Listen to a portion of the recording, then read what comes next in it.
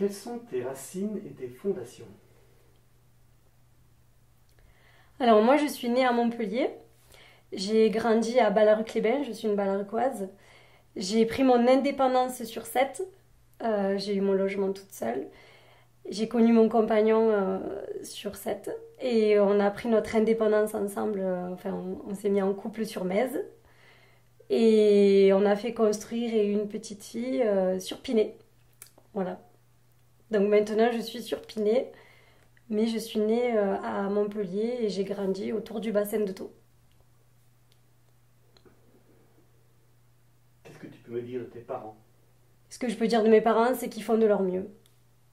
Mes parents n'ont pas été aidés dans la vie. Ils ont dû aussi traverser des périodes compliquées tous les deux. Qu'est-ce qu'ils font comme métier? Mon père a des soucis de santé depuis des années et il est sous curatelle renforcée, donc il ne travaille pas. Et ma mère, elle travaille en tant qu'hôtesse de caisse à Carrefour Market de Sète. Et avant d'être sous curatelle, il faisait quoi ton papa? Il travaillait chez Nicolin, le groupe Nicolin, il était agent d'entretien. C'était un bosseur, il a toujours travaillé. Et enfin, je dirais qu'il est malade, hein, l'alcool et compagnie. Il a sombré et le médecin dit que c'est de la maniaco-dépression liée au licenciement avec son travail. Et puis maintenant, il est démuni, quoi. Qu'est-ce que tu as appris de tes parents? Le partage, la famille nombreuse. Donc moi, je suis issue d'une fratrie de 5 enfants. Donc j'ai 4 frères. Je suis la seule fille. Donc ils m'ont appris à se préserver, euh, à être respectueuse, à aimer les autres et toujours se dire qu'on a toujours besoin de quelqu'un, même si on se dit qu'on a besoin de personne, et ben on a toujours besoin de quelqu'un. Et j'ai appris beaucoup de choses de mes parents, notamment les valeurs que je prône aujourd'hui. Quel enfant tu étais? Ben, j'étais la seule fille, donc forcément au milieu de tous ces garçons, il a fallu trouver sa place. Donc j'ai été un garçon manqué pendant très longtemps. Je m'habillais comme un garçon, je voulais être un garçon parce que j'avais marre qu'on me dise toi tu peux pas sortir parce que t'es une fille, toi tu dois rentrer à minuit parce que t'es une fille, toi tu peux pas faire ci parce que t'es une fille. Donc j'ai beaucoup entendu. J'ai dû prouver que fille ou garçon on avait droit aux mêmes choses. Par contre j'ai toujours été une enfant souriante, dynamique, à vouloir aider les autres, à les conseiller, à être authentique et franche. D'ailleurs, ça m'a fait perdre beaucoup d'amis qui finalement n'étaient pas des amis parce qu'ils acceptaient pas. S'il y en a une qui me disait est-ce que t'aimes ma coupe de cheveux, si j'aime pas, j'allais pas lui dire oui pour lui faire plaisir. Parce qu'il y en avait qui lui disaient oui devant et qui se moquaient derrière. Et au final, c'était moi la méchante parce que j'avais osé lui dire en face que ça allait pas du tout. Mais c'était pas pour lui faire du mal. Enfin voilà, plein de petites choses comme ça. Après, j'ai eu la période de l'adolescence où j'ai commencé à m'affirmer, à me féminiser, à arriver au lycée, à vouloir plaire, avoir les premiers amours. Donc forcément, je suis devenue un peu plus fille et après femme, jusqu'au jour où j'ai rencontré mon homme et j'ai fondé ma famille et maintenant je suis maman. Quel est ton positionnement dans ta fratrie? Je suis la seconde de la fratrie. Je suis née en deuxième. Mes parents nous ont eu très jeunes. Ça, c'est aussi ma fierté, parce que ma mère, elle va fêter ses 50 ans. Et donc, pour vous dire que voilà, je suis née en 90 et j'ai 31 ans. Et donc, on a très peu d'écart finalement. Elle m'a eu à 15 ans, enfin à 18 ans à moi, et mon grand frère à 15 ans et demi, parce que vu que je suis la deuxième, j'ai un grand frère aussi. Qui sont-ils tes parents? Qui sont mes parents?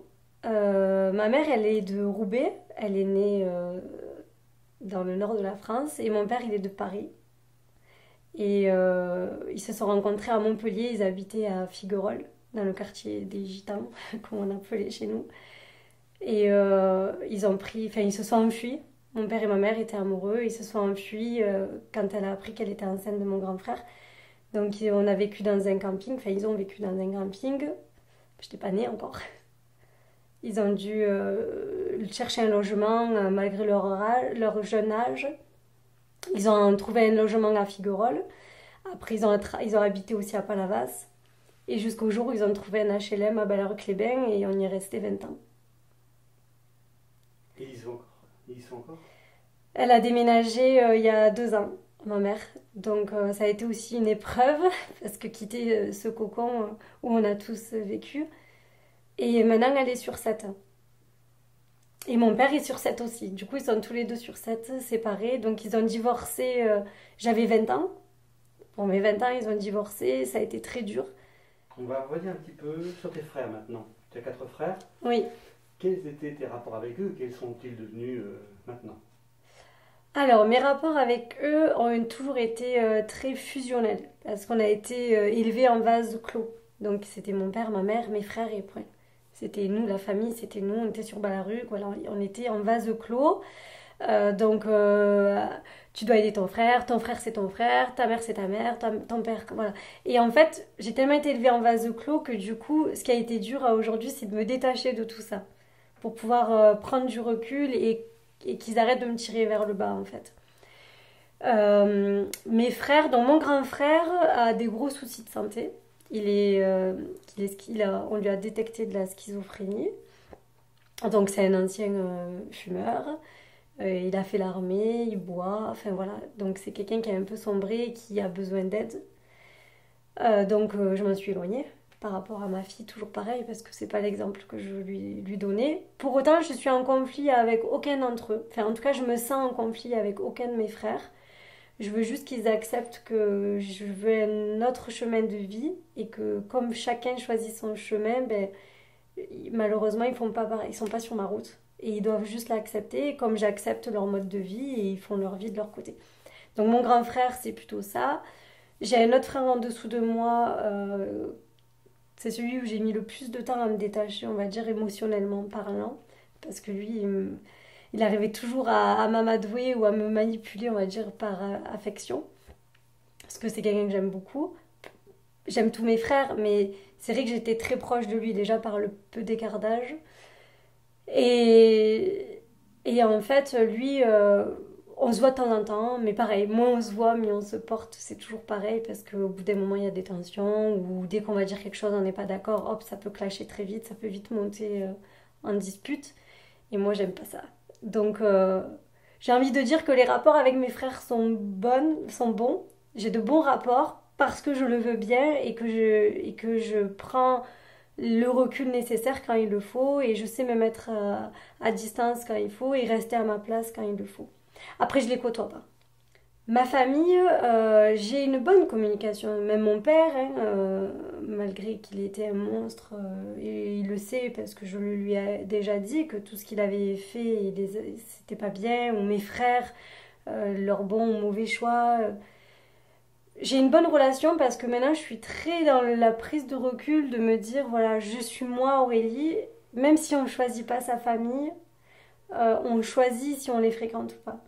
Et non, c'est pas parce que ta famille c'est ta famille et que tu as été endoctriné dans l'entraide, l'amour, le partage, c'est ton frère. Alors parce que c'est. Non, c'est pas parce que c'est mon frère ou parce que c'est ma mère que je dois tout accepter. Je dois moi accepter ce que moi je veux accepter et puis si je n'accepte pas il faut que eux ils acceptent que je prenne du recul et que je m'écarte. Donc à aujourd'hui je leur ai fait bien comprendre que je n'ai rien contre eux, que je ne les jalouse aucunement et que je suis fière à ma manière d'eux parce que chacun ils ont leur chose bien en eux, on a tous quelque chose de bien en nous et je la vois cette chose, je leur dis que je vois ce qui est bien en eux mais je vois aussi ce qui est pas bien et que tant qu'ils n'auront pas travaillé sur ces choses-là ou évolué, ben, ils feront pas partie de ma vie. Mais je les aime quand même. Quand tu étais petite, ce qui va jusqu'à l'adolescence, hein, Mm. quels étaient tes rêves? Quand j'étais petite, mes rêves, c'était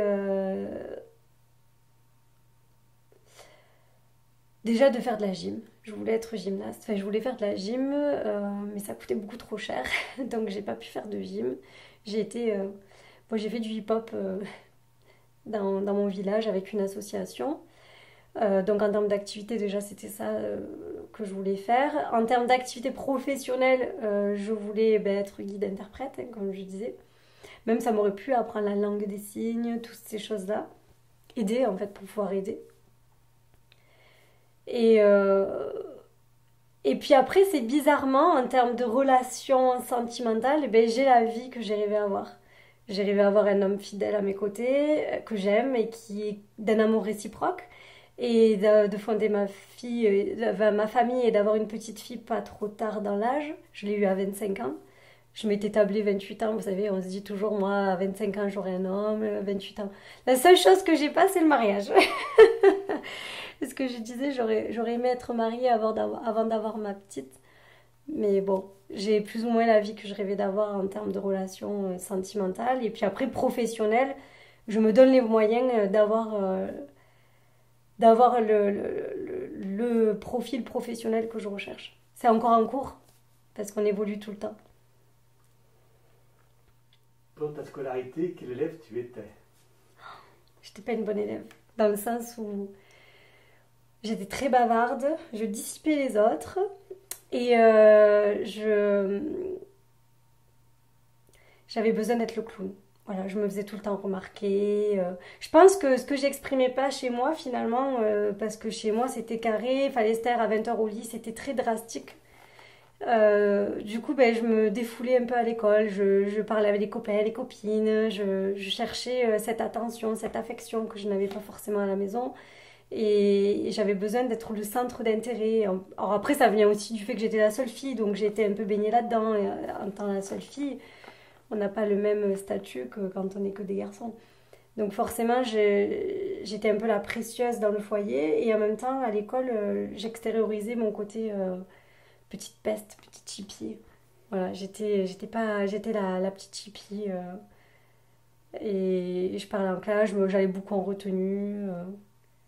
D'ailleurs, ma fille, faut pas qu'elle écoute ça. J'étais pas une bonne élève dans le sens. Par contre, en termes de notes, je me mettais beaucoup de pression parce qu'il fallait que je sois la meilleure. J'ai toujours eu ce côté où je voulais avoir les meilleures notes, être. Bon, j'y arrivais pas toujours, mais j'ai été autonome. Très jeune, j'ai appris mes poésies toute seule, je m'enfermais dans ma chambre, je faisais mes devoirs toute seule. Personne m'a jamais aidée en fait. Déjà parce que quand je leur demandais de l'aide, ils savaient pas, parce ils te disent oh, moi, je me suis arrêtée en sixième à l'école, je suis pas allée plus loin, donc vous pouvez pas m'aider. Et puis ou alors parce qu'ils avaient pas le temps et que ça les intéressait pas. Donc après, arrivé à un moment donné, tu dépasses leur niveau et tu te dépasses toi-même et tu y vas quoi, jusqu'à ce que tu atteignes tes limites. Et moi, à l'école, c'est ça, j'avais ce côté en moi où j'avais besoin de me faire remarquer, j'étais le petit clown. Les profs me détestaient et je faisais des bêtises. Voilà. Je me rappelle, j'avais un prof, il puait, pendant qu'il se retournait, on le parfumait. Euh, que des choses comme ça. Il y en avait une devant moi, je lui coupais ses cheveux. J'ai fait des choses pas très cool